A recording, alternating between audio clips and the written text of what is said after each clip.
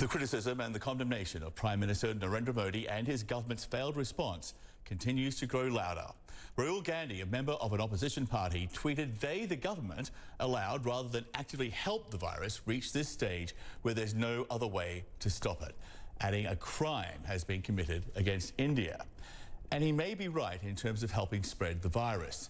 Narendra Modi continues to hold big political rallies, a massive gathering of mostly maskless supporters, which have been proven to be super spreader events.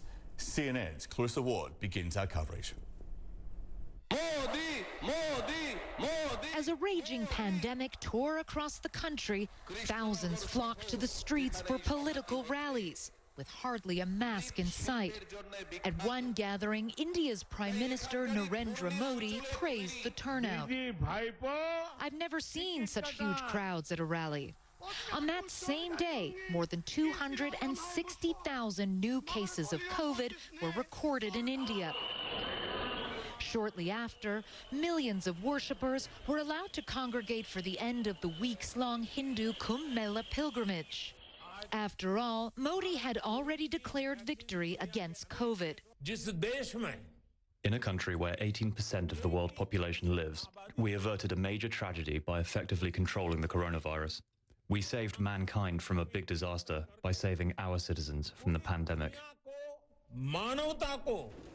As a second wave of coronavirus ravages this country, those words have come back to haunt Modi. Critics accuse him of putting his political interests ahead of the health of the nation. We didn't even ask the question of what we needed to do based on learnings from this last year in the event that we'd have a second wave. A second wave was never off the table. You just had to look around the world. You don't have to be a scientist to say that. We did nothing. Instead, we celebrated, a bit too prematurely, Indian exceptionalism. Now, India's healthcare system is on the brink of collapse, with shortages of everything from doctors and drugs to beds and oxygen after years of neglect. It was always going to be difficult to contain the spread of COVID here in India.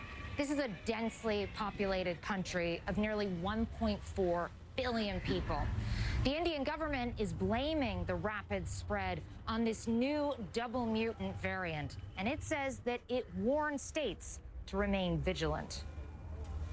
Still, many doctors agree that the devastating toll of this second wave could have been mitigated with better preparations and a coordinated response. Assured of victory against the virus, India began exporting the vaccines it was producing instead of inoculating its own population. How much responsibility does Prime Minister Modi bear for this? He's the Prime Minister of the country.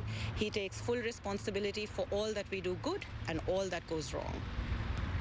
Do you think this will have an impact on his popularity? I think as of now, what we have seen, especially over the last 3 weeks, is complete policy abdication. And certainly I hope that we hold our government accountable for what we are seeing today.